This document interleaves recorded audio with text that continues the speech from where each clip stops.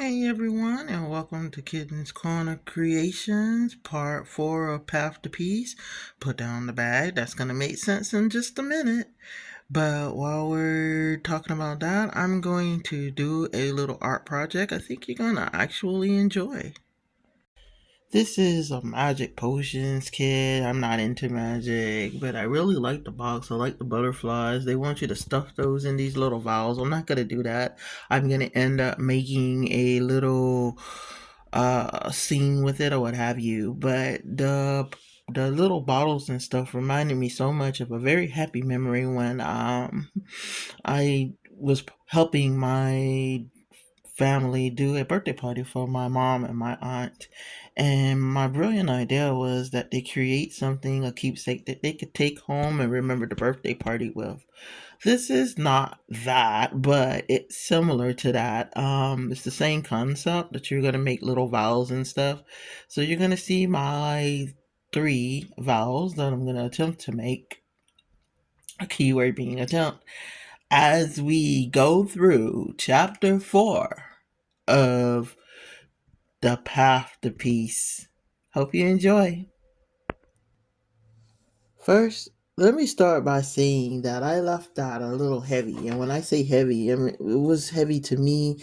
It was probably heavy to you. It was a lot to unpack. But more importantly, it was something I had to unpack for myself because I had probably told that story dozens of times. But that was the first time I actually sat back and heard the story. And it's a different thing. And I was so upset. I was like, oh, God, I'm so bitter. How am I going to teach a path to peace when I can hear it in my voice of how bitter I was, how sad I was about my dad, and how frustrated I was with the whole situation?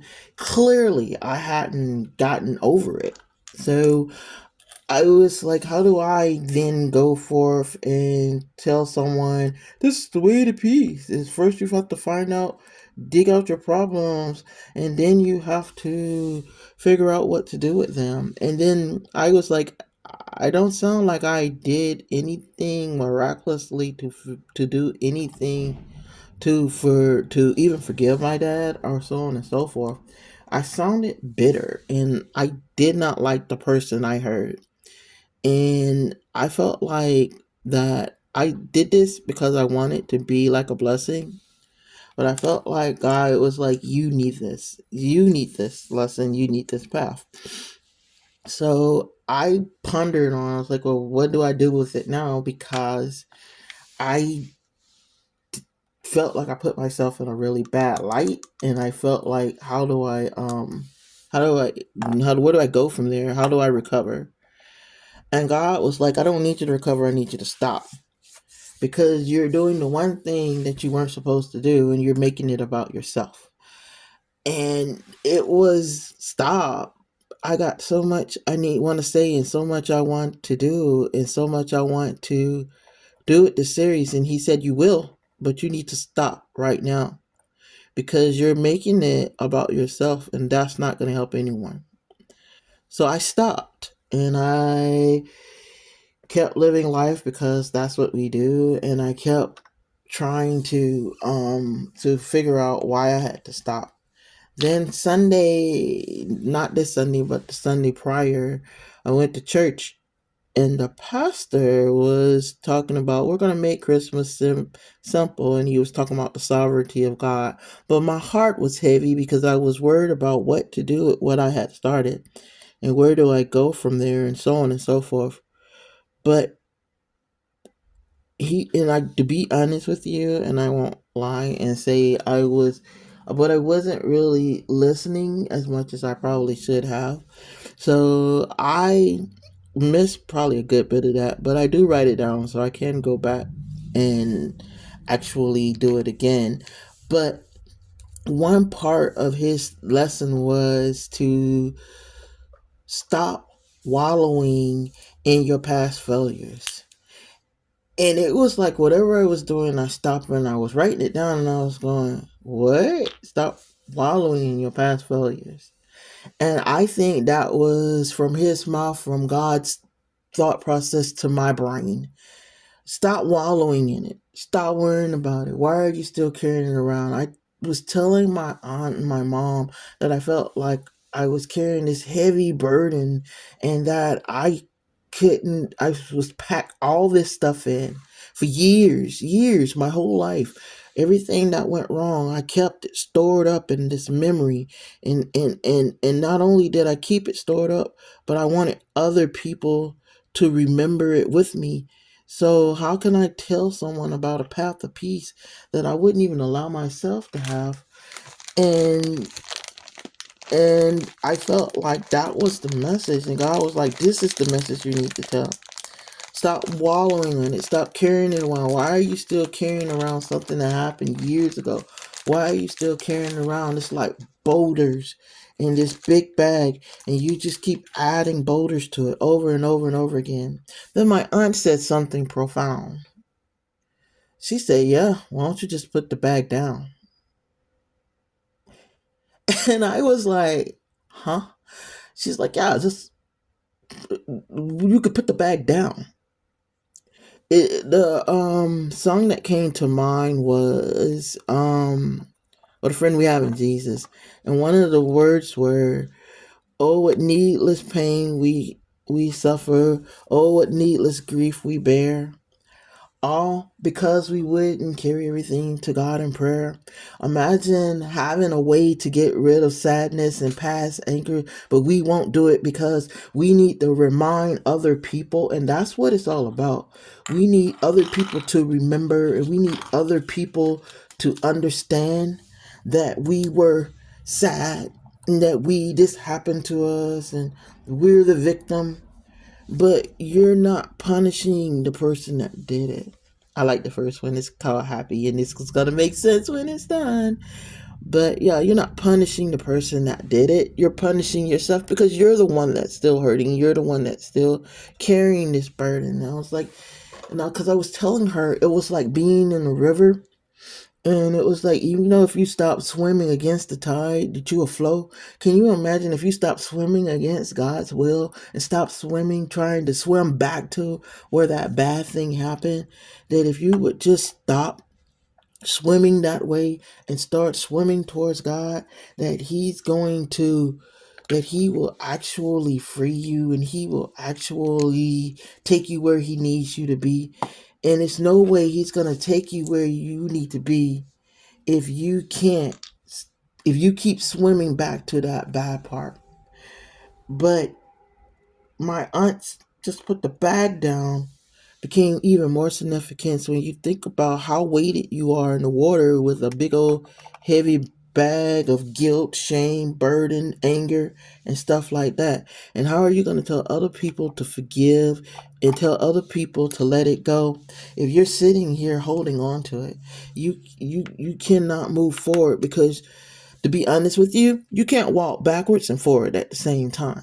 So either you're going to move forward into a peaceful existence, or you're going to keep walking back into this I'm angry, I'm sad, so you should be angry, you should be sad, and you'll be stuck and you will never, it's a vicious cycle. And it's a sad cycle because we sit up there and we're stuck in it. Imagine being stuck in your own problem. It's the same thing I was saying about ripping the band-aid off, about recutting yourself with the knife. Eventually, the only way you're going to get free of that and move forward is to put the bag down. Put the bag down. How profound is that? And it's so freeing. And I felt like this is the perfect chapter. Like, we create our things, we we we create ourselves by what we hold on to. But nobody made us hold on to it. We can just put the bag down. And when you put the bag down, the freeing thing is that you heal, because now you can heal. And you have room to do something way more important. You have room to pick up better memories, happy memories. You're free from all those horrible things you remember. You're free from all the hurt. You're free from all the pain. You're free from all the anxiety that that moment at that one time caused you, that one time, that one day so long ago. And you have permission to just let it go because that's what God wants you to do. He wants you to let it go. And it's very important to remember that the Bible also speaks of judge not, lest ye shall be judged. So you can be mad at people if you want to. If you can put 3 drops. You can be mad at people all you want to, but you understand that you will be one day standing before the throne of God, and you're gonna have to explain to Him why you were such an angry or sad, depressed person. How can you say I'm free indeed? Those of God said free is free indeed. But I'm gonna hold on to this and I'm gonna hold on to that. And God's gonna hold you accountable for it, and He's gonna be like, but you never forgave so, and you're gonna say, well, because they did this and they did that. And then what if God did us like that? What if God was like, all right, this is what we're doing. So I'm gonna remind you, remember that one time when I told you to forgive that one person and you didn't? And that one time when I told you to talk to this person and lead them to heaven and you didn't because you were mad, because you were angry, because your mind wasn't in the right place. And you're going to be like, and there is no buts. And God's going to be like, but me no buts. I remember my grandma saying that, but me no buts. And you're not going to have an answer. Because I don't have an answer to why I was so angry with my dad. I don't have an answer to why 30 something years later I'm still angry at my dad. Or I can't justify breathing a sigh of relief because my father passed away. There's so many people grieving their parent. There's so many people grieving. That's literally part of someone's peace, is finding a way to heal from losing their parent. And here's my selfish behind going, yeah, because when my dad died, I was relieved. My 16-year-old self was relieved. My 50-something-year-old self was almost ashamed because it didn't matter what my dad did at that point. I was never going to see my father again. And my reaction was to be relieved. That hit so hard, guys. When I tell you heavy, heavy, it is now in the bad memories. Because what's wrong with me? And I'll tell you what's wrong with me. It's because then I didn't know the forgiveness that God could give to people. But as I grew and as I learned about it, I have no excuse. I just didn't. I just didn't let it go. Along with all the other things, I didn't let go. And the other thing is, I painted my father in this bad image. And everything good my father ever did to me was marred by all the thoughts that I allowed you probably to think about my dad. He was a good man. He was a cop. He loved us. There was very few times my dad didn't work 2 jobs. Very few times where he wasn't working. There are things I know that he did for other people. He came home crying one day because they sent him to a wellness check. And when they went to the wellness check, the children were sleeping on a roach covered mattress. And he came home crying because we were sleeping in individual beds and the heat was on. It wasn't cold. It was clean. Mom had cleaned the house. And he was just so relieved to come home and find us in such a good position. Because he worked in an environment where that wasn't always the case. The man had a heart. And I don't want anybody to ever think that he didn't. So it was me who had to heal, and me who had to move forward and to let it go so I could let that memory go. So now, guys, I could tell you, put down the bag. Put down the bag. Put down that bad memory. Put down that unhappy memory, that unhappy thought. And that purple's a little dark. Maybe I should have used just one drop. Bugger. It's pretty, but I think I could have got away with one drop. But anyway, because when you move out, you put down the bag, and you can start the healing. Or more important, you have room for the blessings. So the last one is blessings. So if you put down the bag, you have room to heal and you have room to accept blessings. And then, my friend, you become a blessing to other people. So that was putting down the bag. So if you want to be happy, the first thing you have to do is put down the bag. Then you'll find healing. And once you've healed, you yourself become a blessing to other people.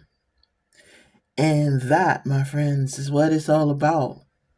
And that is going to be your path to be a great step to your path to peace. We got one more step to take, and that's going to be in the final episode of this path to peace. I thank you if you've come this far with me. I pray that you are learning, growing, and healing just as I am learning, growing, and healing. And know that you are loved, and know that God loves you, and I love you. And we'll see you next time on Kitten's Corner.